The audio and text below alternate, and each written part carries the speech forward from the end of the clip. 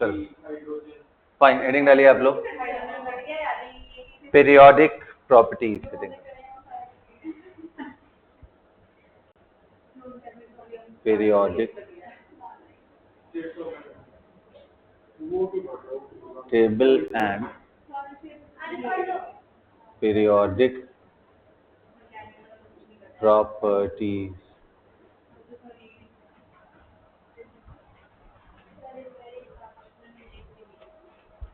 Periodic table and periodic properties. Okay अच्छा, अभी module open करो, सब ले आओ, ओपन करो। नहीं, सेकंड वाली जो थी, मूल कंसेप्ट नहीं है, सेकंड वाली।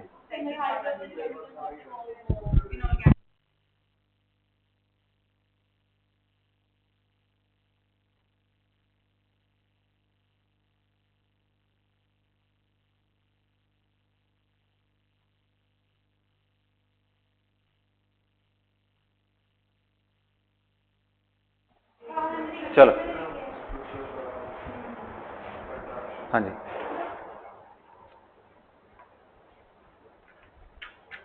तो इसके अंदर आपके पास ये रहा facts to the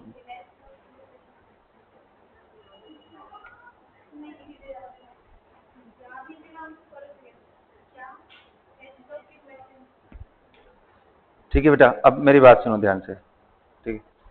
so there are two parts in the periodic table and properties. पहला पार्ट तो ये है कि पीरियोडिक टेबल डेवलप कैसे हुआ है, मतलब उसका हिस्टोरिकल बैकग्राउंड, और दूसरा है पीरियोडिक ट्रेंड्स के बारे में, है ना, कि मतलब लेफ्ट टू राइट जाएंगे तो क्या होगा, एंड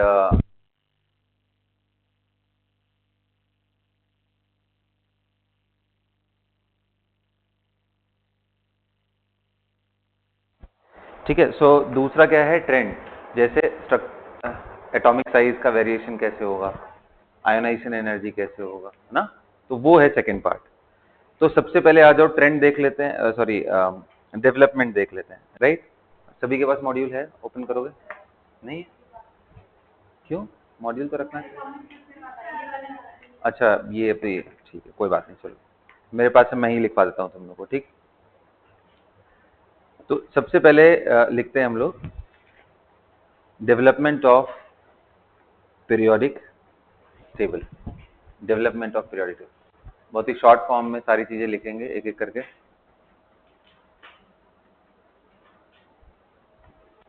राइट।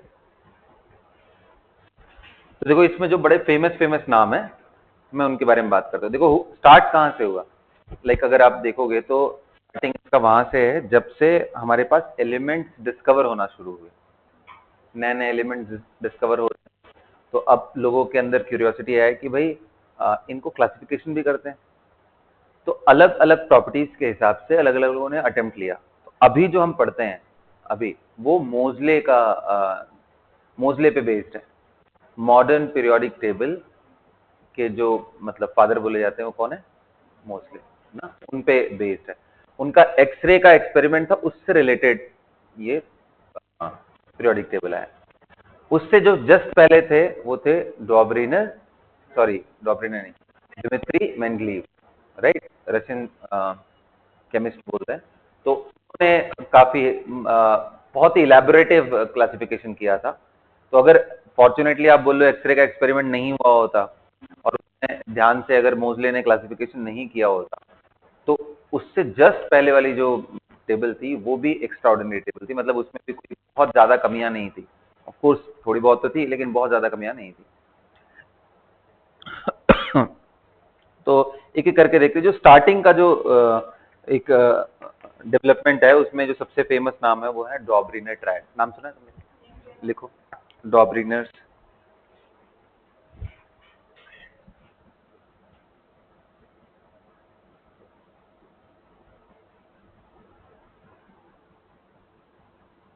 डॉबरिनर्स ट्रायड।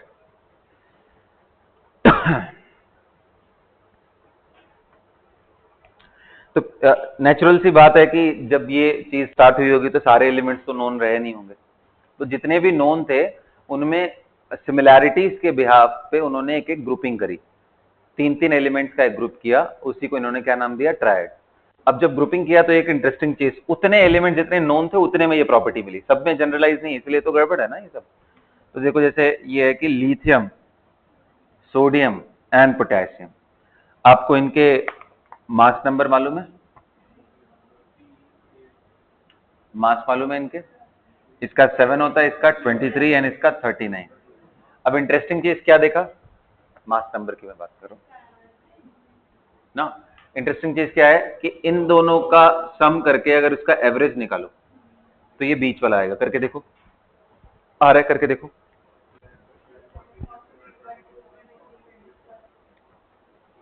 आ रहा है, तो लिखो इनके बारे में लिखो, मतलब बेसिकली 7 + 39 डिवाइडेड बाई 2, एवरेज कितना आया है भाई, 46/2, तो कितना आ रहा है, 23।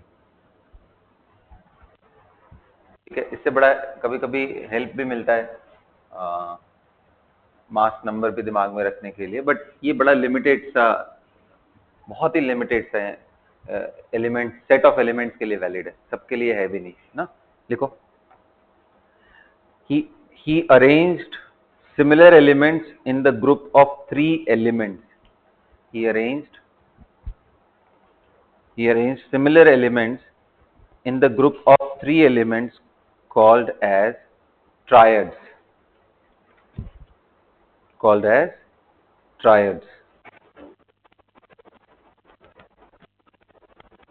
Right.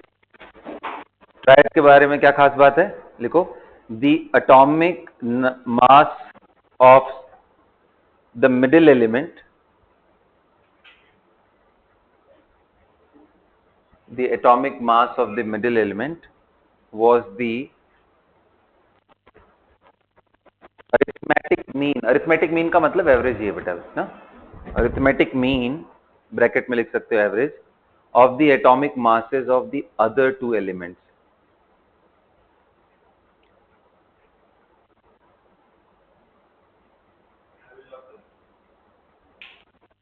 Average of the other 2 elements. ठीक है, तो मैंने क्या समझाया कि पीरियोडिक टेबल के डेवलपमेंट में इनकी प्रॉपर्टीज लगभग लगभग मिल रही थी, तो इनको एक ग्रुप में बनाया। अच्छा, मैं जैसे बता रहा हूँ कि उस समय बहुत सारे एलिमेंट्स नोन नहीं है, तो इसलिए आप इसको बहुत जनरलाइज नहीं कर सकते। अगर आप पीरियोडिक टेबल आपके पास है ही, उसके अंदर से अगर आप चेक करो तो आपको पूरा आइडिया लगेगा कि ये बिल्कुल वैलिड नहीं है throughout the periodic table. Got it? चलो नेक्स्ट, तो इनके ड्रॉबैक में क्या लिखोगे, देखो drawback, it was restricted to very few elements.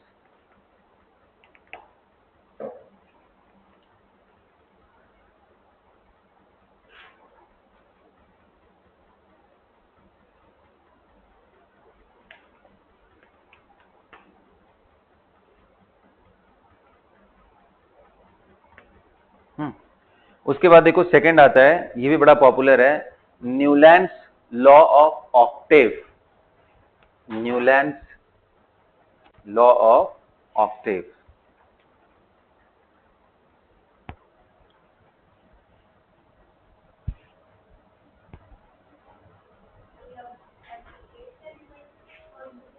हाँ बिल्कुल बिल्कुल, Newlands law of Octave.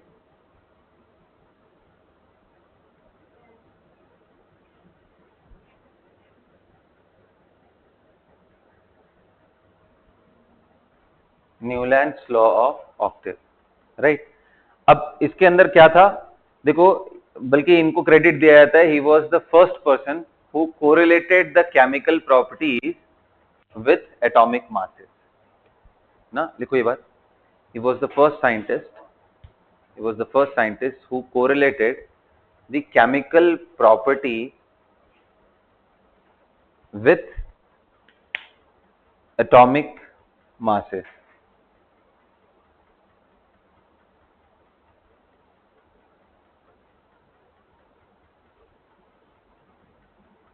Right.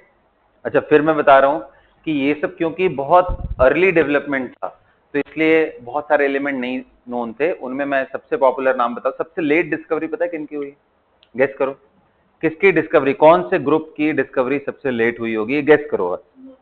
ये नोबल गैसेस। क्यों ऐसा है, बिल्कुल इनर्ट है, उनकी केमिकल प्रॉपर्टीज है नहीं, तो बड़ा मुश्किल से वो उनको डिटेक्ट करना है, क्योंकि जो रिएक्शन नहीं कर रहा है बहुत ज्यादा, उसको पता करना है कि ये स्पेसिफिक चीज है। क्योंकि भाई आप कैसे पहचानोगे कि ये सोडियम, आपने वाटर में डाला, गैस इवॉल्व किया इमीडिएटली, फिर उसकी कई सारे आपने टेस्ट करे अलग अलग, वहां से आपको पता चला। जो रिएक्शन ही नहीं करेगा उसके बारे में कैसे पता करोगे? उन सबको पता करने का तरीका, उनको डिस्टिंग्विश करने का तरीका बहुत लेट डेवलप हुआ है, स्पेक्ट्रा से डिस्टिंग्विश करते हैं उनको, है ना। तो ये बड़ा मिस्टीरियस है, इसलिए नोबल गैसेस तब उस समय नोन नहीं थे। तो इनके रूल के हिसाब से जितने भी उस समय एलिमेंट्स थे, तो उन्होंने बोला कि अगर एलिमेंट्स को हम एटॉमिक मासेस के हिसाब से अरेंज करें इंक्रीजिंग ऑर्डर में, तो every eighth element will have similar property with the first one. इसलिए उन्होंने ऑक्टेव का रूल दिया। वो ऑक्टेव आप समझते हो, सारेगामा करके, अगर हिंदी वाला बात किया जाए, और इंग्लिश में आपको पता नहीं, आइडिया है, मुझे भी आइडिया नहीं है बहुत ज्यादा, ठीक है। सो 7 नोट्स होते हैं ना बेसिकली, वैसे समझ लो। तो इसमें देखो, अगर मैं बात करूं लिथियम, ध्यान दो इधर, फिर बेरिलियम, फिर कौन सा हुआ, बोरॉन, फिर carbon, nitrogen, oxygen, fluorine, neon मत ध्यान देना क्योंकि नियॉन डिस्कवर ही नहीं हुआ था। कितने हो गए, 1 2 3 4 5 6 7 ना। नियॉन था ने, नियॉन के बाद क्या आएगा, सोडियम। तो बताओ, अगर इसको नंबरिंग के हिसाब से देखा जाए तो आपको मालूम है कि ये एटॉमिक नंबर, सॉरी मास कितना आता है, 7। इसका कितना आता है, 9। इसका कितना आता है, 11। इसका कितना आता है, 12। फिर तो एलिमेंट्स जितने भी उस समय नोन थे, तो देखो ये first is having chemical similarity with the eighth member. तो लिखो, if the elements are arranged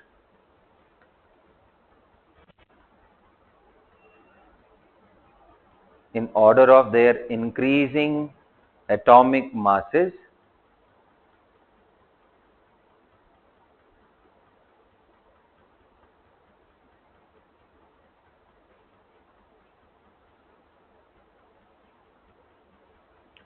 if the elements are arranged in increasing order of the atomic masses, the eighth element starting from the given one is similar in properties. The eighth element starting from the first one have similar properties with the first one. With the first one. अब बताओ, अगर sodium के बाद अगला element देखो तो आपको मालूम है मैग्नीशियम कितना होता है, 24। एल्यूमिनियम कितना होता है, बोलो, 27। सिलिकॉन कितना होता है, 28। बोलो भाई, फॉस्फोरस 31, सल्फर 32, क्लोरीन 35.5, चलो लिख लो। फिर उसके बाद पोटेशियम, फिर कैल्शियम। अब आपको मालूम है कि पोटेशियम, कैल्शियम, इनके बाद अब आपको मालूम है डी ब्लॉक वाले स्टार्ट हो जाएंगे। तो यार डी ब्लॉक वाले में तो सीधा सीधा 10 एलिमेंट है इकट्ठे, तो इसलिए इनकी वैलिडिटी कहां तक है, सिर्फ लाइटर एलिमेंट्स तक है, और उसमें भी नोबल गैसेस डिस्कवर नहीं हुए। तो इनके फेल होने का रीजन आपको बड़ा क्लियर है कि एक तो ये सिर्फ लाइटर एलिमेंट्स के लिए ट्रेंड वैलिड था, हैवियर के लिए वैलिड नहीं था। दूसरा चीज, नोबल गैसेस का वहां पे कुछ भी डिस्कशन नहीं था। तो लिख लो अपने आप से ड्रॉबैक।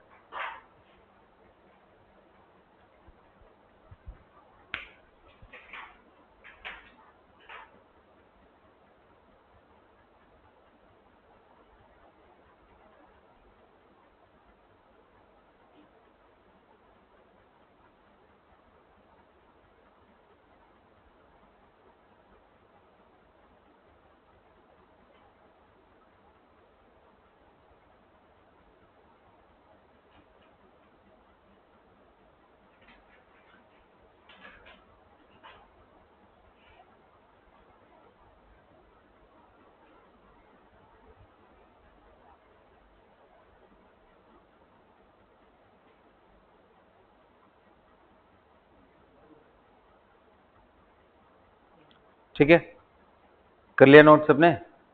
हाँ, देखो इसके बाद अगला नाम आता है Lothar Meyer's classification, Lothar Meyer's classification.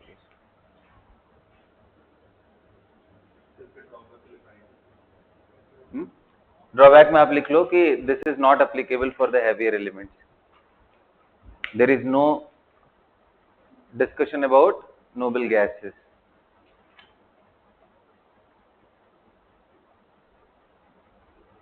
ठीक है, लोथर मेयर्स,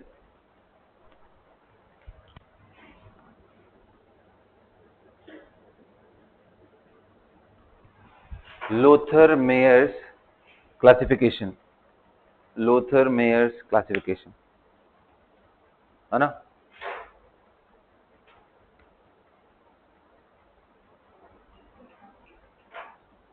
देखो अब इनकी इंटरेस्टिंग चीज क्या है, आप ग्राफ देखोगे तो थोड़ा समझ आएगा। मैं ऐसे ट्राई कर रहा हूं एक्सट्रापोलेट करने के लिए, थोड़ा ध्यान से देखो। उन्होंने क्या किया ना कि हर एक एलिमेंट का जो डेंसिटी था उस टेम्परेचर पे, उस डेंसिटी को उन्होंने एटॉमिक मासेस से डिवाइड किया। तो अगर आप डेंसिटी को मास से डिवाइड करोगे तो क्या मिलेगा आपको? वॉल्यूम। भाई डेंसिटी इज इक्वल टू क्या होता है? मास बाई वॉल्यूम ना बेटा। वॉल्यूम निकालना हो तो क्या आएगा? Mass by density. ये चीज उन्होंने किया हर एक एलिमेंट जो भी उस समय नोन थे।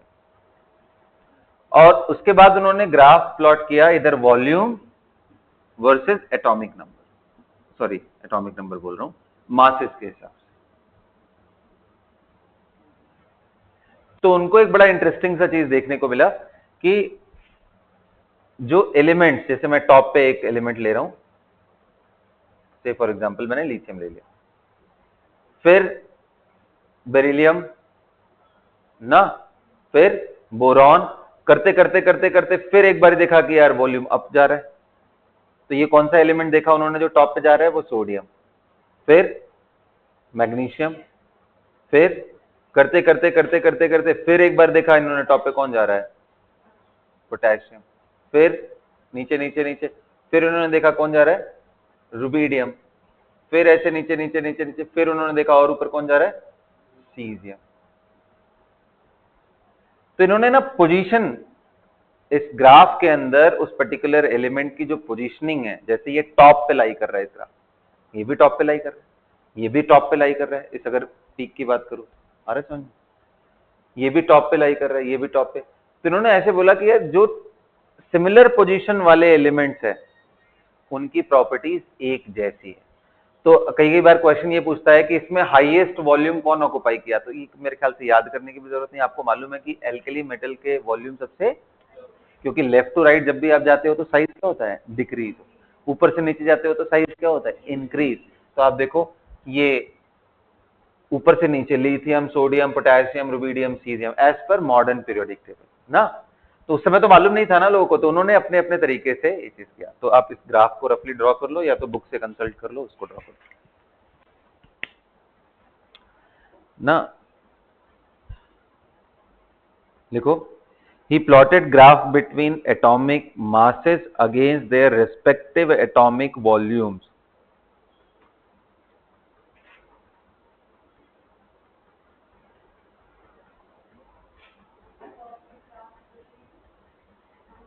Atomic against क्या लिखा? ग्राफ बिटवीन atomic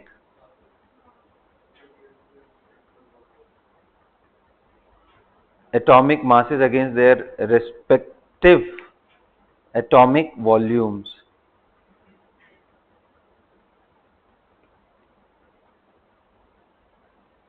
अब आप वो ग्राफ बना लो थोड़ा।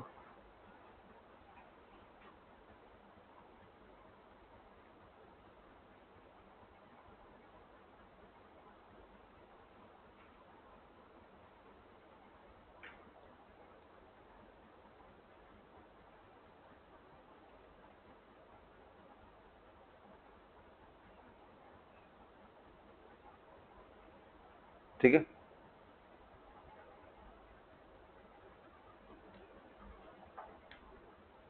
ड्रॉ कर लिया। तो लिथियम के बाद आप यहाँ क्या दिखाओगे बेटा? बेरिलियम। देखो और भी एलिमेंट्स ऐसे जाते रहेंगे, बट मैं इनको स्पेसिफाई कर रहा हूँ। सोडियम के बाद मैग्नीशियम, पोटेशियम के बाद कैल्शियम, कैल्शियम के रुबीडियम के बाद स्ट्रॉन्सियम, एंड यहाँ के बाद बेरियम। ये जरूर दिखा लेना। तो ये नंबर 1 पे है, तो ये 2 पे है। यहाँ पे देखो हाइट से ये नंबर 1 पे, ये 2 पे, ये हाइट से नंबर 1 पे, ये 2 पे। वॉल्यूम वर्सेस एटॉमिक मास, ये उन्होंने ग्राफ प्लॉट किया, atomic volume versus atomic mass. ठीक है। What was the observation of this graph? लिखो, he obtained the following observations.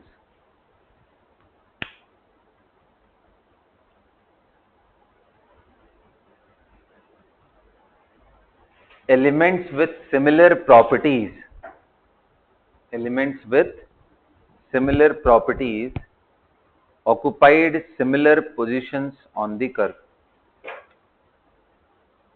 Elements with similar properties occupied similar position on the curve. Next क्या, और क्या दिख रहा है साफ साफ उस ग्राफ से कि एल्कली मेटल हमेशा टॉप पे है। टॉप पॉइंट को हम क्रेस्ट बोल सकते हैं, जैसे वेव में बोलते हैं। तो लिखो, नेक्स्ट पॉइंट लिखो, alkali metals have the larger atomic volumes and they occupy the crests.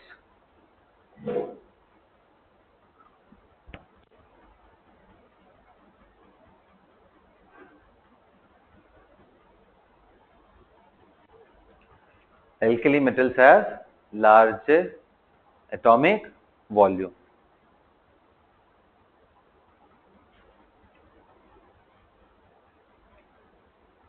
No?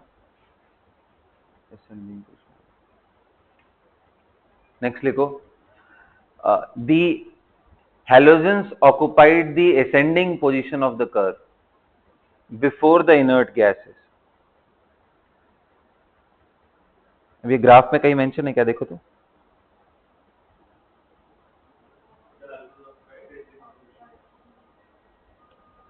the halogens occupied the ascending position of the curve before the inert gases.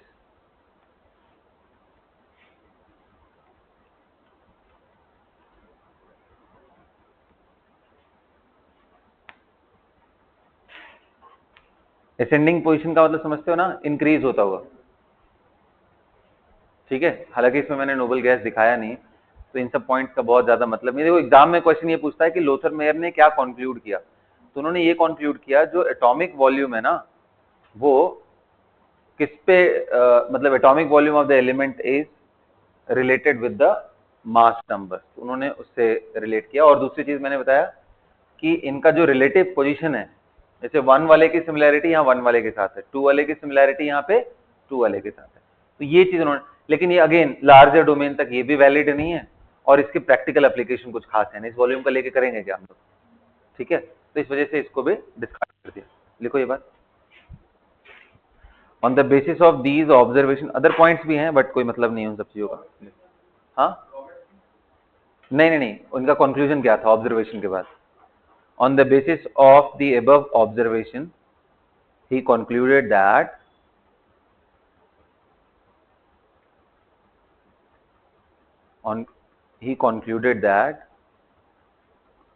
the atomic volume of the elements,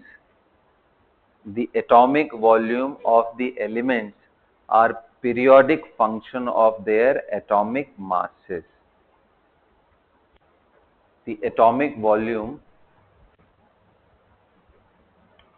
of the elements are periodic function of their atomic masses.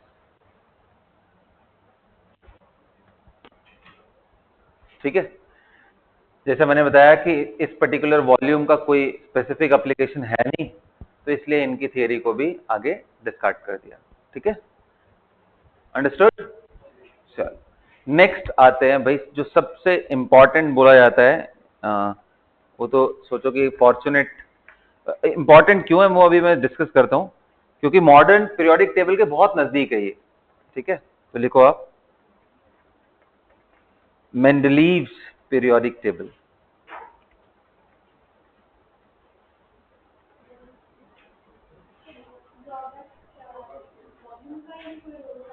आप बोल लो, it was discarded because of the lack of practical application of this. हाँ जी, बिल्कुल complicated.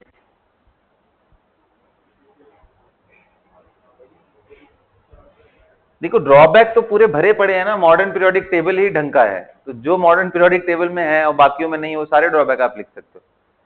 तो drawback से ज्यादा important है कि उन्होंने किस चीज को स्पेसिफाई किया, प्रॉपर्टीज एंड मासेस को कैसे रिलेट किया, वो ज्यादा जरूरी है, तो वही एग्जाम में पूछता भी है। मेंडलीव्स पीरियोडिक टेबल क्या हो गया?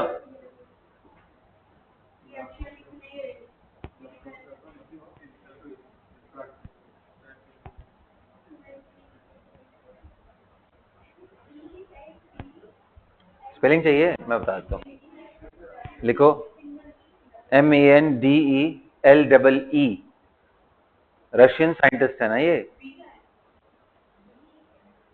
हाँ जी, वी है, मेंडलीव्स नहीं, LEEVS।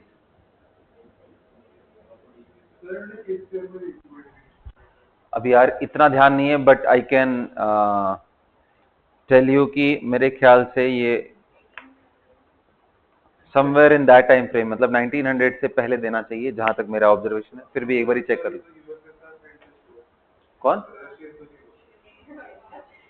अच्छा, वैसा तुम बोल रहे हो अच्छा हाँ ठीक है, सोवियत। ये भगवान, ये हिस्ट्री में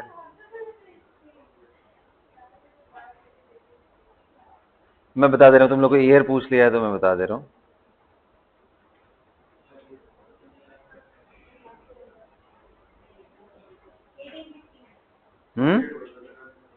हाँ चलो ठीक है, सोवियत, सोवियत साइंटिस्ट लिख लो।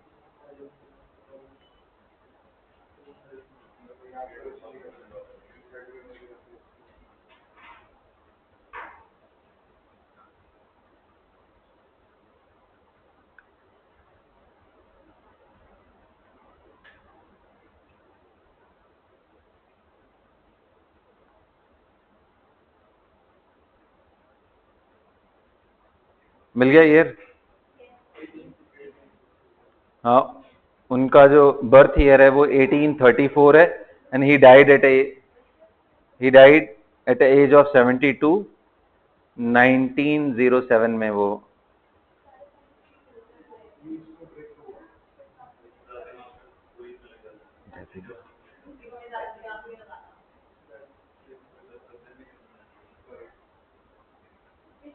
एटीन 71 पीरियोडिक टेबल जो उन्होंने, अरे बाबा हाँ, 1871 पीरियोडिक टेबल जो उन्होंने दिया था, अरेंजमेंट तो पहले से कर रहे होंगे ना, मतलब एक टाइमलाइन बस रखो, उस पर रिजिड मत रहो।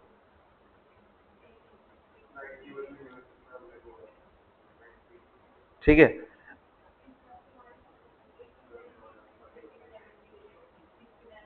इनकी स्टोरी एक बारी मैं पढ़ रहा था, बड़ा इंटरेस्टिंग सा है। इनकी मदर इनको ना मतलब जैसे जो रशिया के अंदर एजुकेशनल हब था, वो काफी दूर था इनके मतलब नेटिव प्लेस से।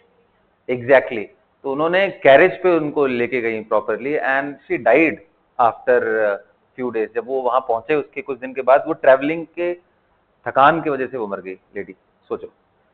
तो बहुत ही मतलब पेनफुल स्टोरी है इनकी, हालांकि बड़ा ही इंटरेस्टिंग इन्होंने, और मतलब ऐसे कोई बाई बर्थ ये कोई केमिस्ट नहीं थे, कोई साइंटिस्ट ऐसे एज सच नहीं थे, बट इन पर्टिकुलर चीज पे ये रिसर्च करते करते करते करते प्रॉपर्टीज पे at the and he concluded very fantastic thing. Group जो आप सुनते हो, ग्रुप 1 2 3 4, ये सब स्टार्टिंग में वहीं से शुरू हुआ उनके पास। ठीक है, बस एक ही गड़बड़ी था कि उन्होंने जो भी चीज बताया वो मास को रिलेट करके बताया, बट आपको मालूम है कि modern periodic table is based on atomic number, बस इतना ही था।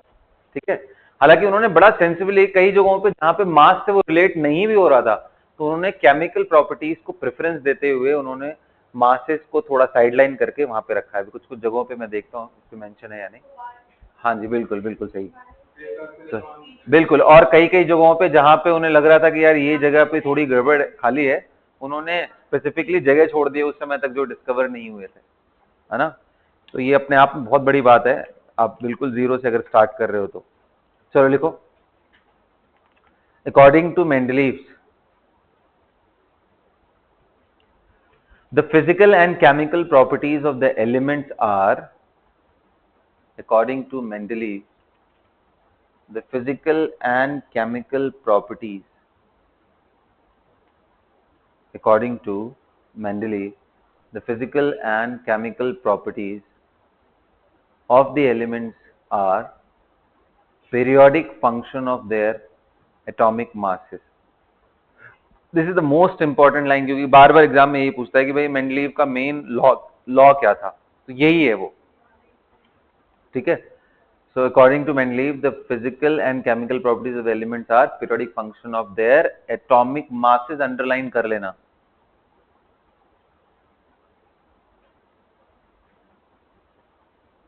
ठीक है, अब उन्होंने अरेंजमेंट कैसे किया, एटॉमिक मासेस बेटा, अच्छा एटॉमिक मासेस, मेंडलीव की मैं बात कर रहा हूं ना,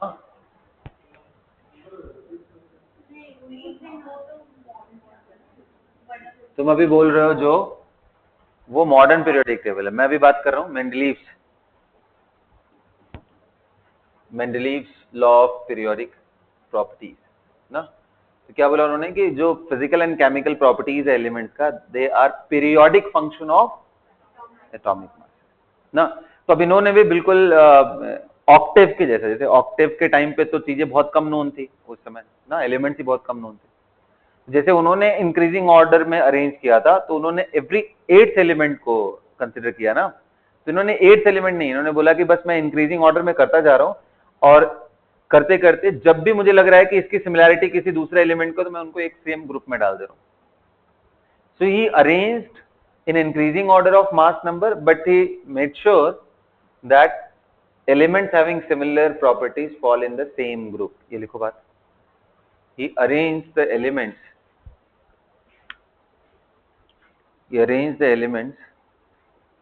ध्यान रखना उस समय तक नोबल गैसेस नोन नहीं थे, इनके टाइम तक भी नहीं थे। he arranged then known elements, then known elements का मतलब उस समय तक जितने, he arranged then known elements in increasing order of their atomic masses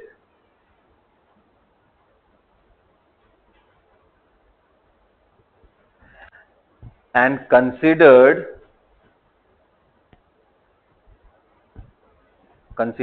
the elements having similar properties falls in the same group, and considered the elements having similar properties falls in the same group, falls in the same group,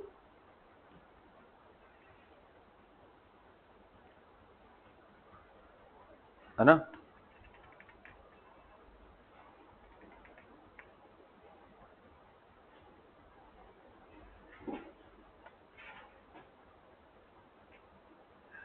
अब आपके दिमाग में ये आना चाहिए कि sir वो blank आखिर ड्रॉप कैसे करते थे ना। जैसे मान लो कि उन्होंने अरेंज किया तो भाई लिथियम, फिर बेरिलियम ना, उसके बाद बोरॉन, राइट, फिर कार्बन, फिर नाइट्रोजन, फिर ऑक्सीजन, फिर फ्लोरीन। भाई नोबल गैसेस के लिए जगह नहीं है। फिर लिथियम के नीचे कौन आएगा, सोडियम, मैग्नीशियम, एटॉमिक नंबर ऐसे बढ़ाते जा रहे हैं, ठीक है। बोरॉन के नीचे एल्यूमिनियम, सिलिकॉन, फिर क्लोरीन, फिर यहाँ पे फिर, है ना।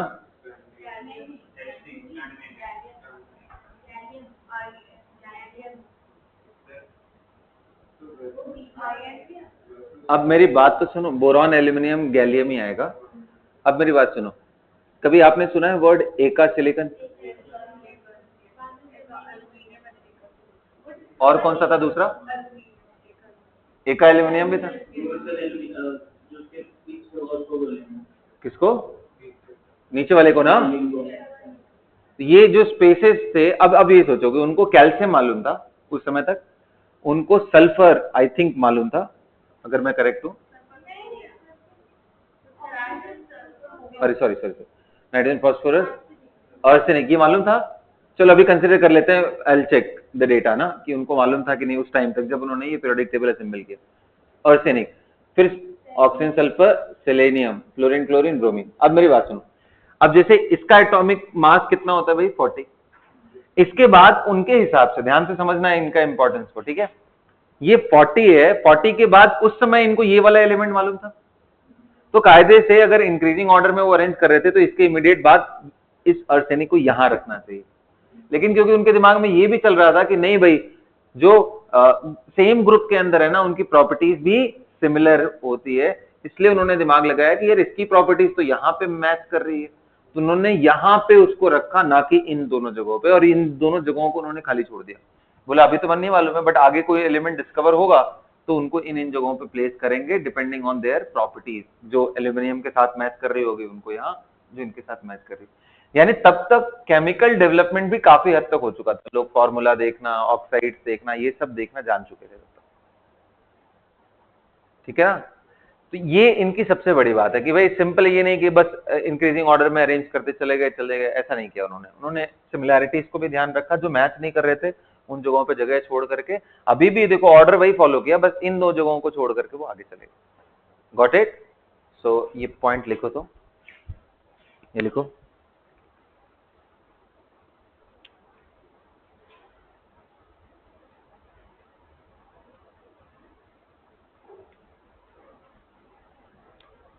elements kept in the same vertical column have similar properties.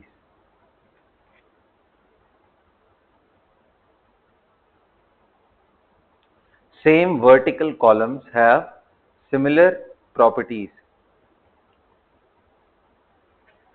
देखो, and he left blank spaces wherever necessary. Wherever it was necessary, he left blank spaces wherever it was necessary. और क्या खास बात है भाई, इन्होंने उस समय तक जितने पीरियोडिक टेबल के एलिमेंट्स नोन थे उसके हिसाब से इन्होंने 9 वर्टिकल कॉलम्स बनाए थे ना। देखो, in his periodic table there were 9 vertical columns called groups and 7 horizontal rows called periods. तो मतलब अभी अगर मॉडर्न के हिसाब से देखो तो 7 पीरियड तो मैच करता है उनकी चीजों से, बट वो ग्रुप थे उन्होंने 9 बताए थे, अभी आपको मालूम है जस्ट डबल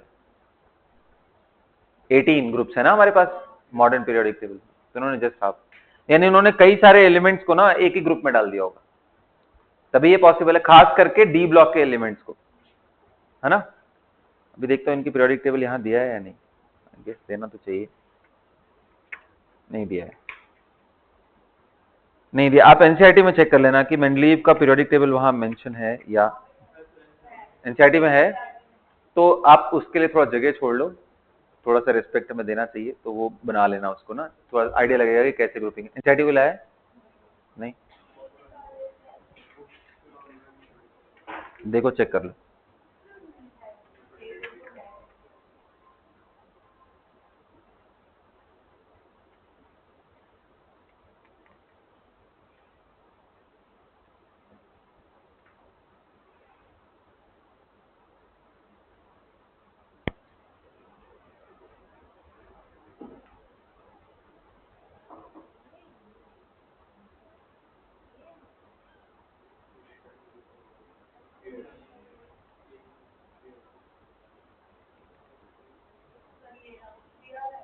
मिला?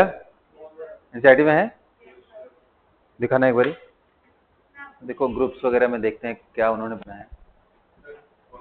हाँ हाँ बिल्कुल। अच्छा, आपको मालूम है कि बाद में जब नोबल गैसेस डिस्कवर हुए ना, तो एक एडिशनल ग्रुप जीरो ग्रुप के नाम से उन्होंने, मतलब उनके चीजों में चेंज किया गया, राइट।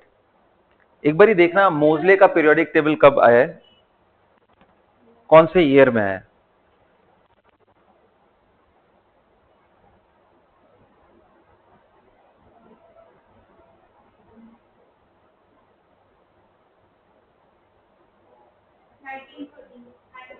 हाँ तो बहुत मतलब बहुत लेट डेवलप हुआ ना वो तो।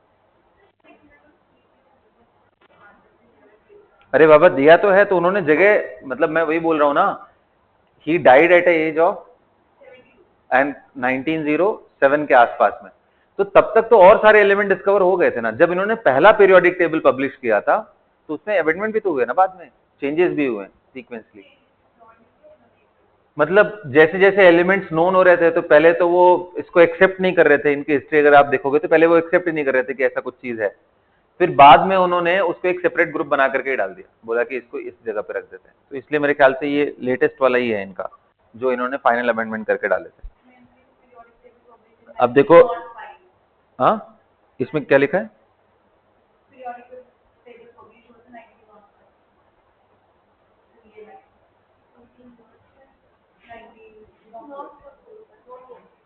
हाँ बाबा, नॉट एंड जीरो दोनों ही है।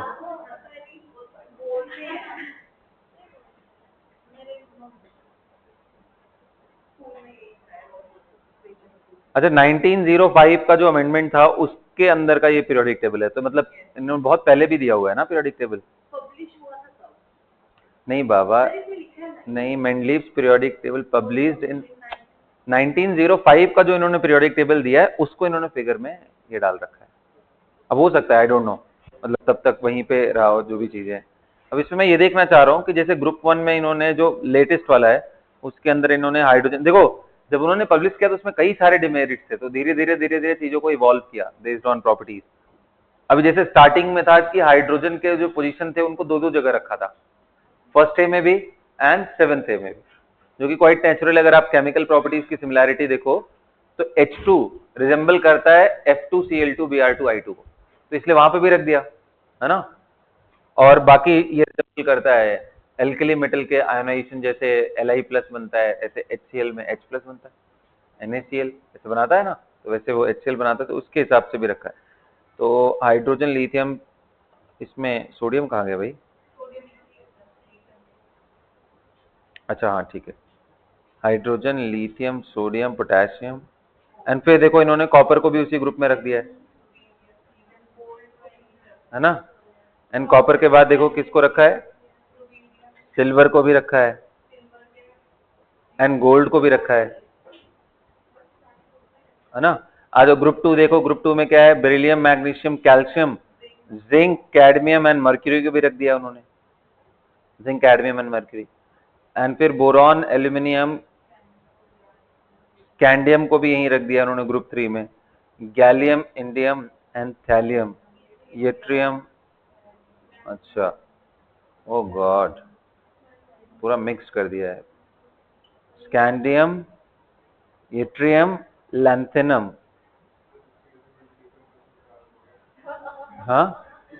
एक चीज नहीं समझ में आया, देखो टर्बियम को इन्होंने यहां रख दिया, F ब्लॉक के एलिमेंट को, देख रहे हो। फिर उसके बाद देखो ग्रुप नंबर 4 में उन्होंने कार्बन, तो 9 ग्रुप में इन्होंने पूरा ट्राई मारा कि सबको कर दे। 8th के बाद 9th, I guess 9th group. अच्छा 8th ग्रुप देखो बड़ा इंटरेस्टिंग है। 8th में इन्होंने आयरन, कोबाल्ट, निकल, ruthenium, rhodium, palladium, osmium, iridium ये रखा है। उठा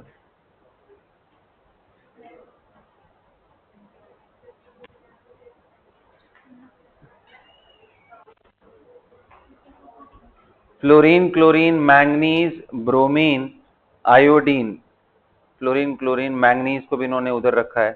चलो ग्रेट। ऑक्सीजन एंड फिर क्रोमियम को एक ग्रुप में रखा है। अब देखो तुमको ना पता है इनके पीरियोडिक टेबल से कुछ चीजें अब और तुम्हें सिखाता हूं कि और क्या आप यूटिलाइज कर सकते हो अगर इसको थोड़ा ध्यान से देखोगे तो। जैसे देखो, मैं मॉडर्न पीरियोडिक टेबल ड्रॉ करता हूँ, फिर डिस्कस करते हैं, ठीक है। तो like lithium, sodium, potassium, rubidium, caesium, ये मॉडर्न पीरियोडिक टेबल है। फिर आपके पास बेरिलियम, मैग्नीशियम, कैल्शियम, फिर स्ट्रोंशियम, बेरियम एंड रेडियम, ये, और ये क्या था? फ्रेंचियम। फिर यहाँ पे अगर आप देखो तो scandium, yttrium, lanthanum and actinium ना, उस समय तक शायद यहीं तक नोन थे। लाइक इधर से अगर मैं देखूं तो फिर टाइटेनियम, बोलो, जिरकोनियम,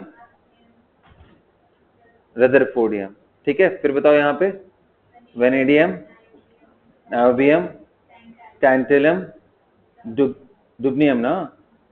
फिर इसके बाद बताओ क्रोमियम, मोलिब्डेनम, टंगस्टन एंड बॉर्जियम, फिर उसके बाद बताओ मैंगनीज, फिर रेनियम, बोरियम,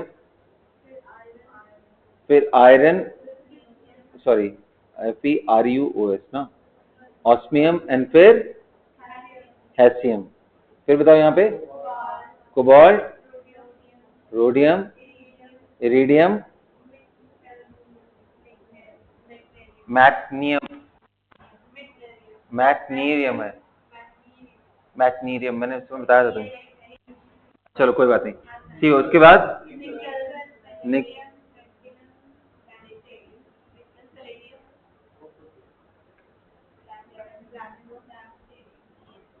क्या है? डी डैमस्टेटियम,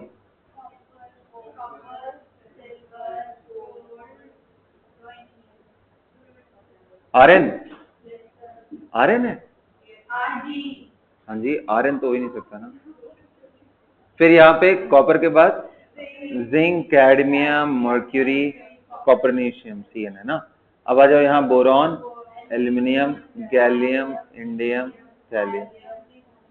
हाँ जी ठीक है। फिर इसके बाद क्या था? Carbon, silicon. अब मेरी बात सुनो, बस हो गया, खत्म कहानी। देखो आप इसको क्या बोलते हो? फर्स्ट ए ग्रुप बोलते हो ना, इसको क्या बोलते हो? सेकंड। इसको क्या बोलते हो? थर्ड ए बोलते हैं। नहीं बाबा सुन लो, अरे बाबा जो एक्चुअल पीरियोडिक टेबल है मैं उसकी बात कर रहा हूँ। यही है ए, एनसीईआरटी में गलत है। किसको ए दिया?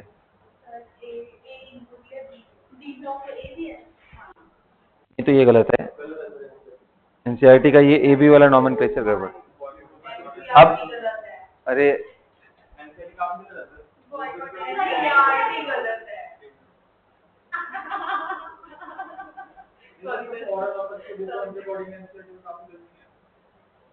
देखो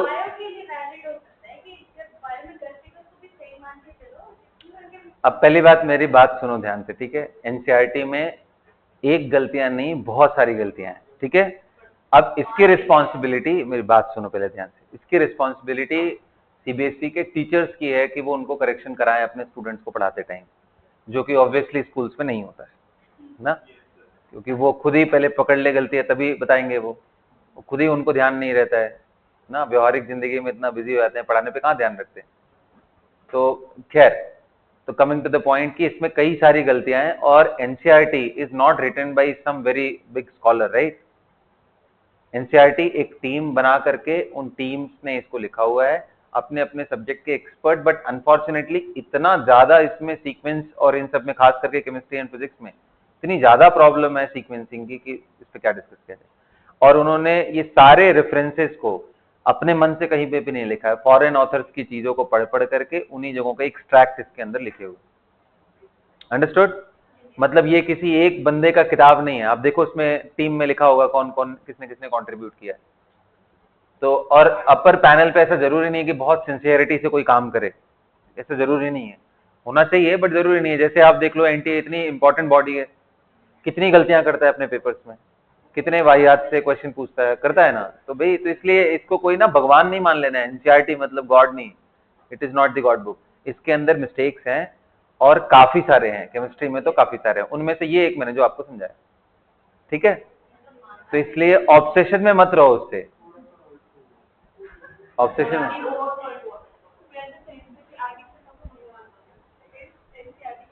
ठीक है। चलो आओ देखो, मेरी बात ध्यान सुनो। तो ग्रुप ए बोलते हैं रिप्रेजेंटेटिव एलिमेंट्स को, एस एंड पी ब्लॉक के एलिमेंट्स को, ठीक है। तो अब अगर आप देखो तो ये थर्ड ए है, ये फोर्थ ए है, ये फिफ्थ ए है, nitrogen, phosphorus, arsenic, antimony, bismuth, ये फिफ्थ है। ऑक्सीजन, सल्फर, ये सिक्स्थ, फिर फ्लोरीन, क्लोरीन, ये सेवन, है ना। अब ध्यान से देखो, इसको बोलते हैं थर्ड बी, इसको बोलते हैं फोर्थ बी। अब अगर आप मेंडलीव के पीरियोडिक टेबल को देखो तो उन्होंने ये जो थर्ड है और ये जो थर्ड है दोनों को इकट्ठे रख रखा है। थर्ड बाबा ऑनलाइन चेक कर रहे थे ना, ये एनसीईआरटी में चेक कर रहे थे, देखो ग्रुप नंबर 3 में देखो उन्होंने इसको और इसको इकट्ठे रख रखा है, देखो ना मिला क्या। ये मैं सिमिलैरिटी आपको दिखाना चाह रहा था। इनके एलिमेंट्स, इनके फोर्थ वाले के और कार्बन फैमिली के देखो इकट्ठे होंगे, चेक करो।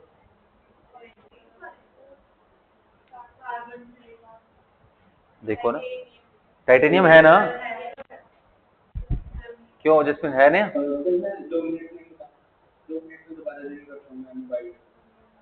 चलो ठीक,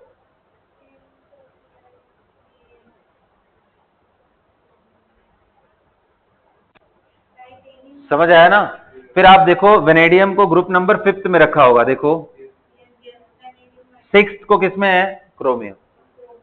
अब आपके दिमाग में एक क्वेश्चन आना चाहिए कि सर ऐसा क्यों है।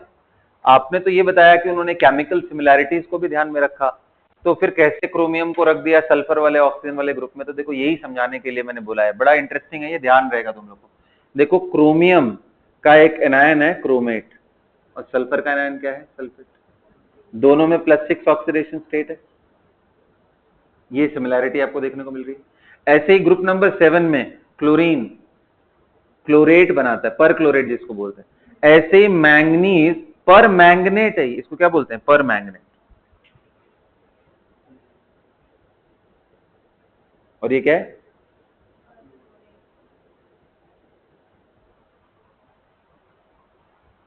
पर क्लोरेट एंड पर मैंगनेट। आ रहा है बात समझ में। तो कई बारी, चलो ये सब पुरानी हिस्टोरिकल चीजें हैं, लेकिन कुछ सिमिलैरिटीज हमें काम आ जाती हैं चीजों को समझने में, कि पर मैंगनेट एंड पर क्लोरेट एक जैसा है, पर ब्रोमेट भी एक जैसा है। इस पे भी ऑक्सीडेशन नंबर देखो तो +7 है, इस पे भी देखो तो +7। उसके बाद इंटरेस्टिंगली ये देखो, ये 6 था, ये 7 था, और इन सभी को इकट्ठे करके क्या बोल दिया, 8। देखो 8th वाले ग्रुप में ये सब होंगे इकट्ठे। चेक करो 8th ग्रुप में उसमें कौन कौन से एलिमेंट रखा हुआ है, देखो।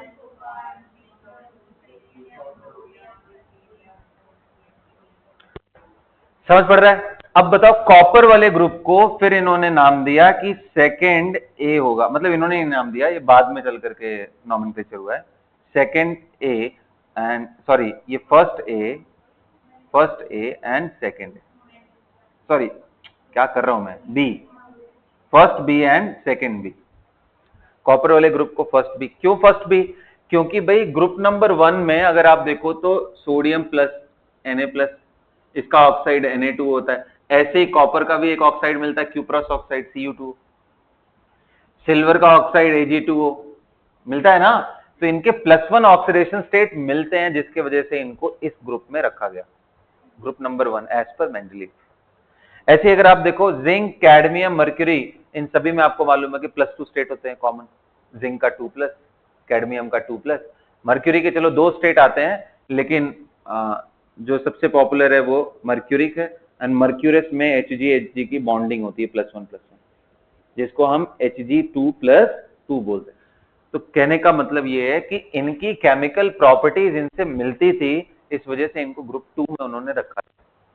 तो ये क्वेश्चन तभी आप आंसर कर पाओगे, जैसे मान लो कभी मेंडलीव पे थोड़ा इन डेप्थ क्वेश्चन आ गया और आपसे पूछ दे कि जिंक का कौन से ग्रुप में उन्होंने रखा था, तो आप तभी बता पाओगे जब ये आइडिया आपको रहे कि कैसी सिमिलैरिटीज रहती हैं। इसलिए इसको बना करके आप अपने नोटबुक में जरूर लिख लेना, ठीक है, नोट कर लो। तो अब आप देखो 8th ग्रुप ये इकट्ठे, 8th में तीनों के तीनों उन्होंने सबमर्ज कर दिया था। बाकी तो आपको मालूम ही है टोटल, यानी ये पूरा नहीं, ए बी उन्होंने नहीं किया था कुछ भी। ए बी का क्लासिफिकेशन ये बाद का क्लासिफिकेशन है, ये तो मैं बता रहा हूं, ये मॉडर्न रिप्रेजेंटेशन है। अब जो IUPAC रिकमेंड करता है 2A, हाँ ए एंड बी, बात तो सही है, सिमिलैरिटीज है ना, लेकिन डिफरेंसेस भी हैं। सिमिलैरिटीज की वजह से उनको 2, ये क्या वैलेंसी जनरली उनकी आसपास ही होती है, मैच करती है बल्कि, है ना। डिफरेंसेस तो बहुत सारे हैं यार, डिफरेंसेस इनमें नहीं रहते तो इनको अलग ग्रुप में क्यों बनाते हैं, आप बोलो।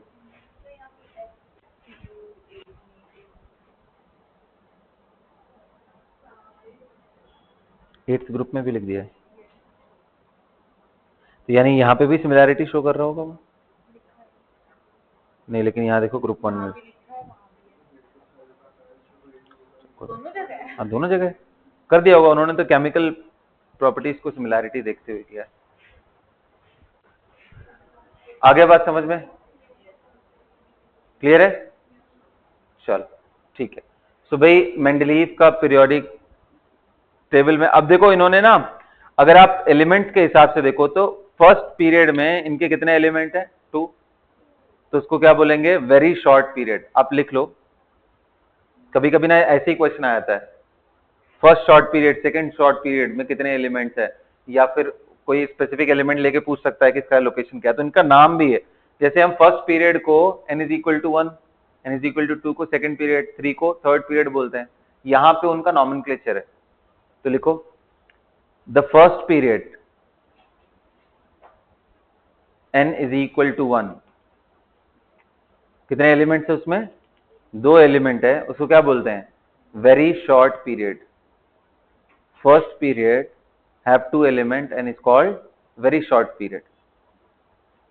Next लिखो, the second period which have 8 elements is called the short period. n is equal to 3 which have 8 elements is also called as short period. n is equal to 4 which have 18 elements is called long period, and n is equal to 5 again which have 18 elements is called long period. n is equal to 6 which have 32 elements is called very long period. और उस समय n is equal to 7, आप ये बोल लो कि 19 elements उसमें known थे bye then, जब उन्होंने प्रपोज किया था। तो उसको इनकम्प्लीट पीरियड बोलते हैं, 7th पीरियड को। तो ये तो आपको मालूम है कि अभी के टाइम पे जाकर के उसको कंप्लीट किया गया है, राइट। अब मेरिट्स की बात करो और डिमेरिट्स की बात करो, तो मेरिट्स में आपको क्लियरली मालूम है कि इन्होंने बड़ा सिंपल तरीका बताया, कोई कॉम्प्लिकेटेड नहीं था कि भाई मासेस के हिसाब से अरेंज करो, है ना। क्या मेरे दूसरी मेरिट्स क्या थी कि जिन जगहों पे उनको प्रॉपर्टीज मैच नहीं कर रही थी वहां पे ओपन स्पेस उन्होंने छोड़ दिया था ना। जैसे एग्जाम में पूछता ना, ए का एल्यूमिनियम एंड ए का सिलिकॉन किसको बोलते हैं, तो बाद में चल करके बोरॉन एल्यूमिनियम के नीचे कौन आता है भाई? Gallium. This is known as eka, हाँ हाँ, देखो ये संस्कृत से डिराइव टर्मिनोलॉजी, ठीक है। ए का एल्यूमिनियम, ये क्या है? जर्मेनियम। इसको क्या बोलते हैं? ए का सिलिकॉन, ए का सिलिकॉन, ठीक है। कई जगहों पे उन्होंने एटॉमिक वेट में भी करेक्शन किया बेस्ड ऑन द प्रॉपर्टीज। चलो अब डिमेरिट्स क्या है भाई?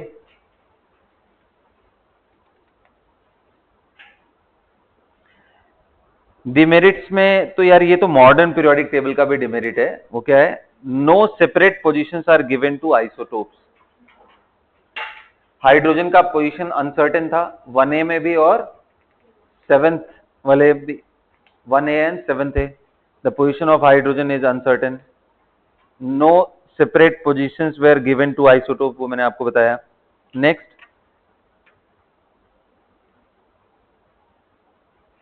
देखो, it is not clear whether the lanthanoids and actinides are related to 2a or 3b groups.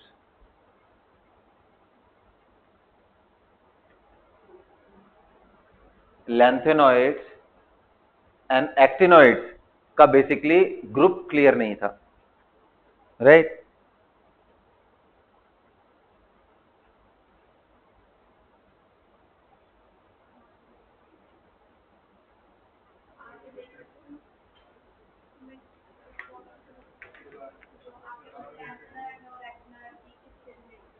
I mean उनका ग्रुप नंबर क्लियर नहीं था कि उनको सेकेंड ग्रुप में रखना है या थर्ड में रखना है,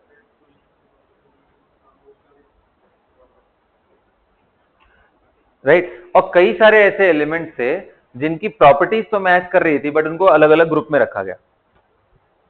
प्रॉपर्टीज थोड़ी बहुत मैच कर रही है क्योंकि सारी प्रॉपर्टीज तो एक जैसी नहीं। जैसे मर्क्यूरी में मैंने बताया मर्क्यूरस मिलता है, तो ऐसे क्यूप्रस भी है, Cu प्लस Cu2I2 भी बनता है, जैसे Hg2I2 बन रहा है। आ रहा है समझ में? लेकिन फिर भी ये अलग अलग ग्रुप्स में, तो ये इनके डिमेरिट्स। और सबसे बड़ी चीज ये है कि भाई मॉडर्न पीरियोडिक टेबल इज जहाँ पे periodicity in property is a related with atomic number, तो ये उनके आसपास भी नहीं है। लेकिन फिर भी आप सोचो, इतना नहीं जानने के बावजूद इतनी एक्यूरेट इंफॉर्मेशन दिया था, तो ये बहुत बड़ी बात थी इस टाइम पे। ठीक है, चलो अब हेडिंग डालो आप लोग, मॉडर्न पीरियोडिक टेबल। भाई अपना पीरियोडिक टेबल जो हम लोग पढ़ते हैं, मॉडर्न पीरियोडिक टेबल, जिसको हम मोज़लेज पीरियोडिक टेबल भी बोलते हैं।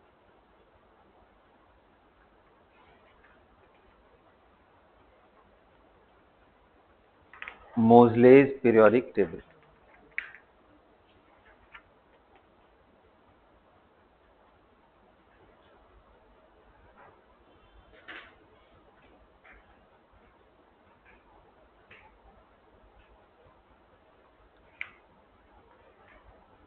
नोट कर लिया भाई सबने?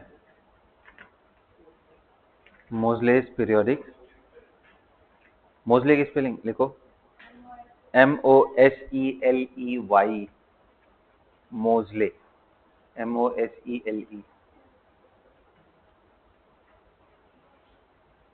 मोज़लेज पीरियोडिक टेबल या मॉडर्न पीरियोडिक टेबल। अब यहां पे क्या लिखना है, जो सबसे पहली लाइन है कि यहां पे जो पीरियोडिसिटी इन प्रॉपर्टी है, that is periodic function of, लिखो ये बात लिखो, the periodicity in properties of elements, the periodicity in properties of the elements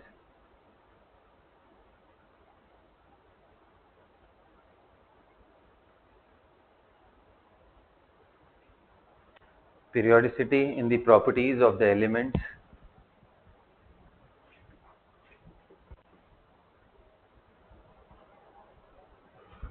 are periodic function of, are periodic function of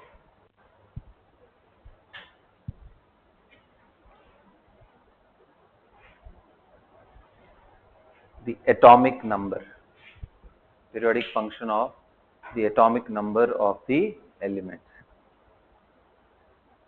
ठीक है, बोलो। तो इनका एक इक्वेशन भी है ना जो फ्रीक्वेंसी से रिलेटेड है, frequency of the X ray produce, लिखो मोज़लेज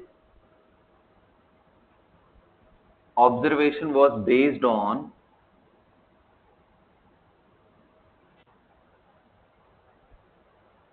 the frequency of X-rays produced by different elements।